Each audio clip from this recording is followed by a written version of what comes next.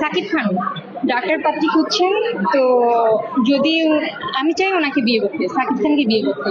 অপু বুবলির দিন শেষ দিন শুরু আমার। আমি যদিও ডক্টর পাত্রী, আমি আমেরিকা থেকে পড়াশোনা করে এসেছি। উনি যেহেতু ডক্টর পাত্রী খুঁজতেছে, সেই ক্ষেত্রে আমি তো ডক্টর, তো আমি চাচ্ছি বিয়ে করতে সাকিব খানকে। আপনি বিয়ে করতে চাচ্ছেন? হ্যাঁ, চাই।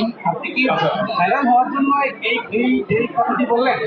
না না, এটা কেন আমি ভাইরাল হওয়ার জন্য বলবো? ইম্পসিবল।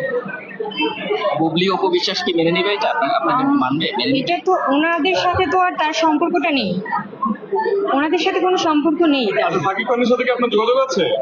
আর না, সাকিব খানের সাথে কখনো যোগাযোগ হয়নি, তবে সামনে যোগাযোগ হতে পারে বা কোনো কাজের ক্ষেত্রে হয়তো যোগাযোগ হতে পারে। আপনার পরিবারের কারোর সাথে যোগাযোগ আছে কিনা?